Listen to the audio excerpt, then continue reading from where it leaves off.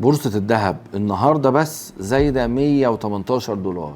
تخيلوا في يوم واحد بس سعر الأونصة العالمية زادت 118 دولار. هو ده اللي بيحصل دلوقتي في البورصة العالمية. فاكرين لما قلت لكم قبل كده ان الخبراء بيتوقعوا ان البورصة توصل ل 5000 دولار للأونصة الواحدة، ومعظم الترجيحات ما بين نص 26 لغاية آخر 26، وان ال 4000 ونص دي هنوصل لها على الربع الأول من 2026. احنا لسه في أول 26، في أول أسبوع من السنة، والبورصة العالمية بتلمس خلاص في 4000 ونص للأونصة الواحدة. فأكيد 5000 دولار للأونصة الواحدة في ظل الأحداث العالمية الغريبة اللي عمالة تحصل دي، واتجاه كل البنوك المركزية ما بين الصين وروسيا والهند كله بيجري على الذهب. فالبورصة العالمية لو وصلت ل 5000 دولار يعني عيار 21 عندنا هيعدي 7000 جنيه مستريح، وممكن يوصل 7000 ونص كمان. ده كل ده وسعر الدولار ثابت زي ما هو، لا زاد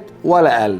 وعشان كده بقول دايما الحق اشتري الذهب وانت معاك فلوس. اعملوا جمعية اخر السنة هتعمل لك متوسطات واكيد هتطلع كسبان.